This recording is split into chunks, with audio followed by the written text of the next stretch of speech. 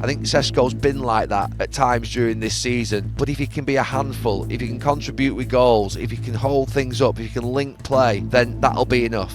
Benjamin Šeško is becoming the striker the Premier League isn't ready for.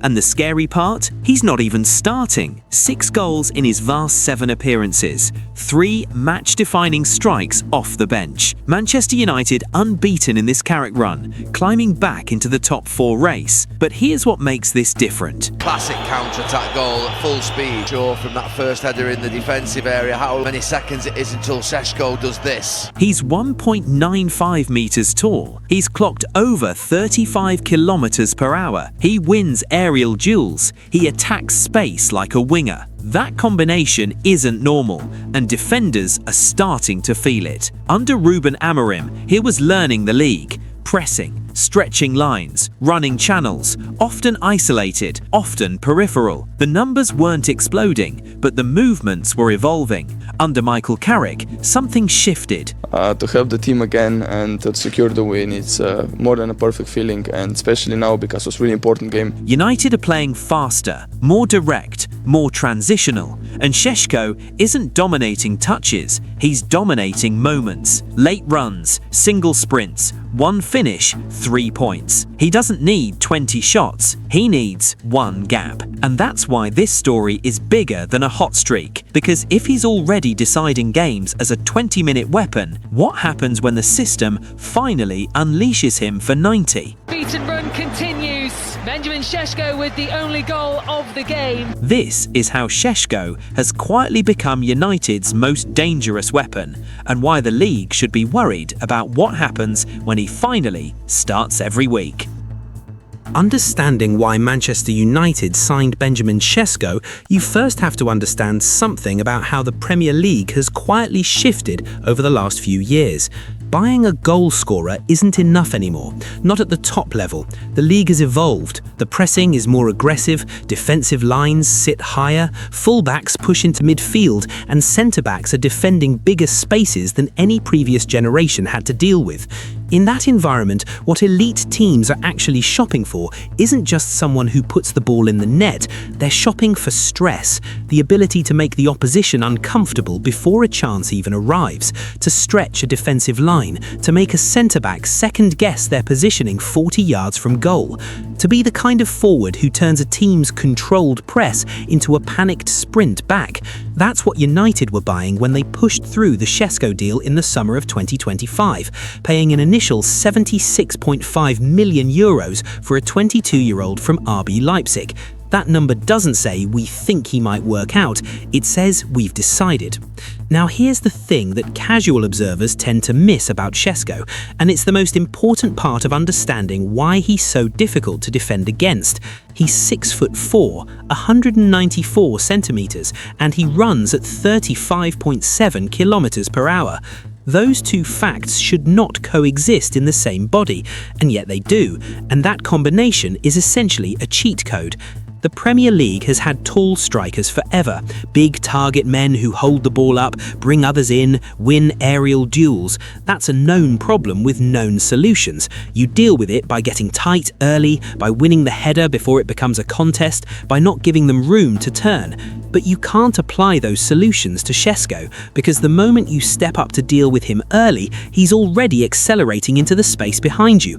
And if you drop off to protect that space, you've just handed United 30 yards of territory and a striker who can carry the ball through contact, hold his position, and arrive in the box with composure.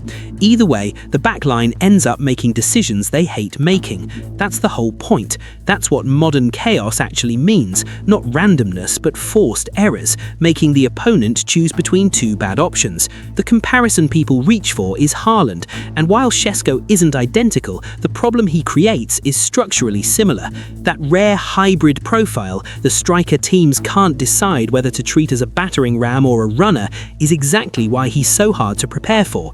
You build your defensive shape for one version of him, and he arrives as the other. But there's a layer to his game that goes beyond the physical profile, and it doesn't get talked about enough. Most big strikers fall into two categories. Either they're finishers, they wait for service, they arrive in the right place, they're clinical, but they need the team to create for them.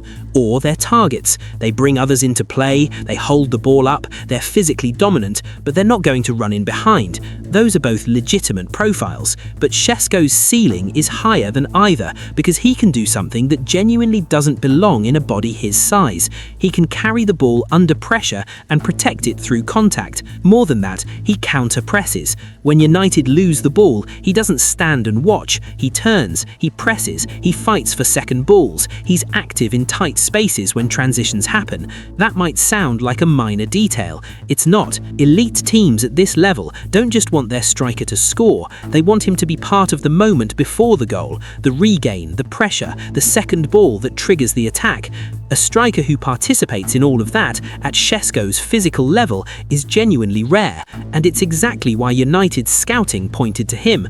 They weren't just buying goals, they were buying a forward who could make the opposition's build-up uncomfortable and then punish them when it went wrong.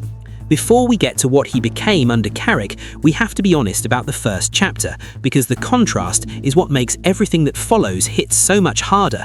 Under Ruben Amorim, Šeško struggled to find his footing, and not in the new striker taking a few games to settle way. He genuinely looked peripheral at times. The build-up didn't flow through him, the touches weren't coming. By early November, the discourse had turned. 2 goals in 11 appearances, a headline start dropped to a bench role, the kind of output that makes a €76.5 million price tag feel very heavy very quickly. But here's the thing, and it matters.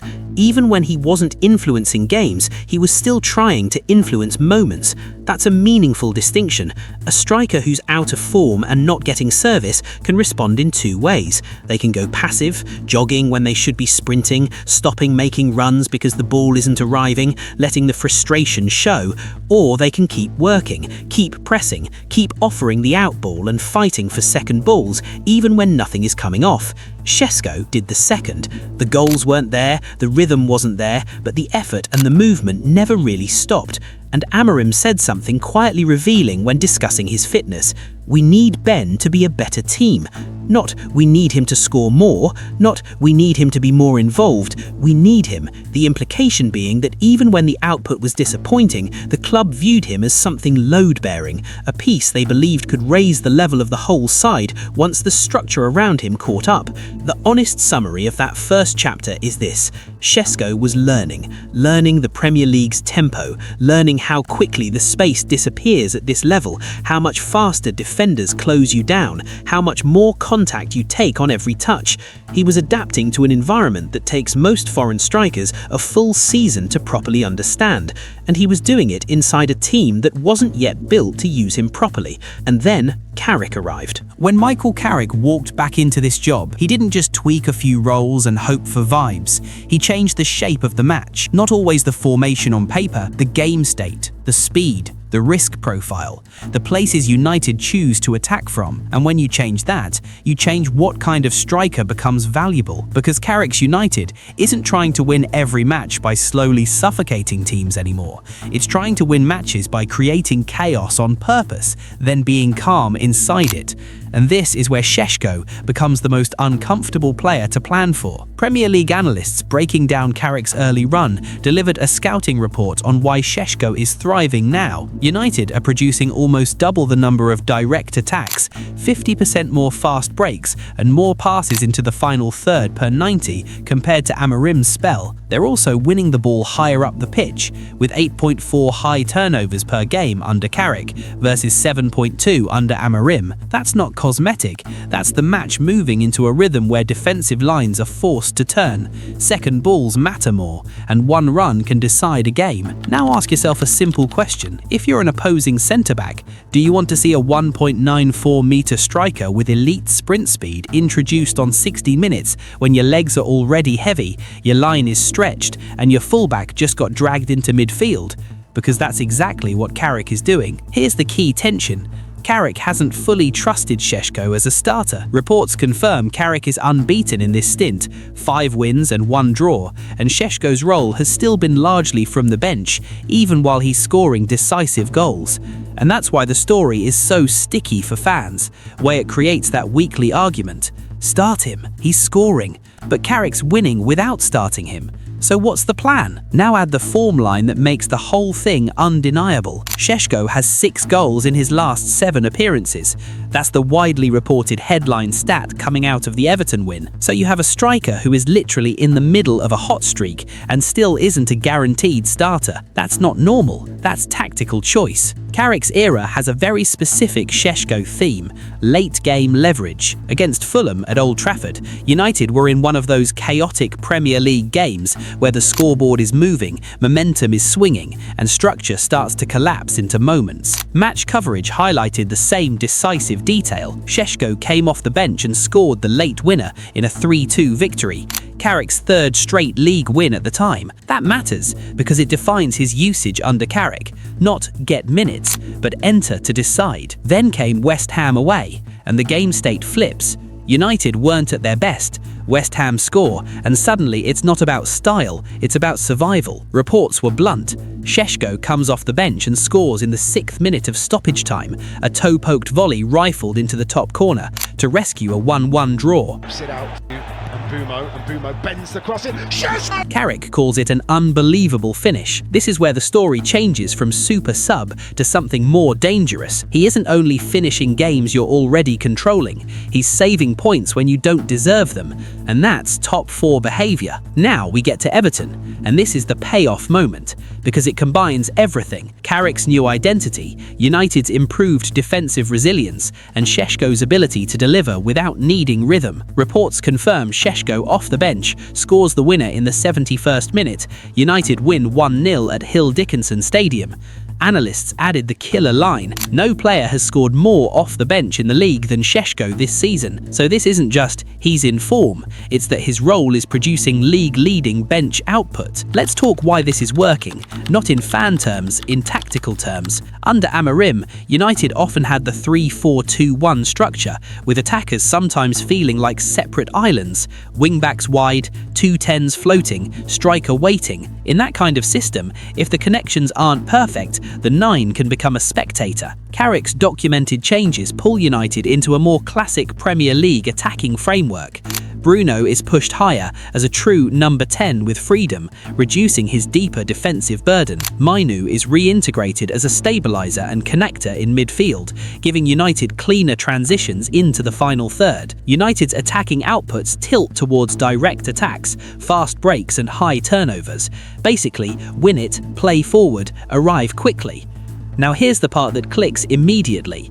When you're chasing a game or protecting a lead, defenders get tired in 2 ways. Physically, legs go, and mentally, spacing decisions slow down. Carrick's approach creates more moments where a backline has to sprint back towards its own goal. That is the exact match environment where Šeško becomes unfair, because he doesn't need 25 touches. He needs 1 corridor of space and 1 second of hesitation. The Everton goal is important because it doesn't feel like a random sub scores. It's a Carrick pattern goal. United defend, Cunha initiates the break with a sublime cross-field diagonal pass to release Mbemo. Mbemo accelerates into the space and squares for Šeško. Šeško arrives late, not early, and finishes cleanly. The timing is everything. Most strikers sprint too early in transition and end up level with the ball, marked or offside.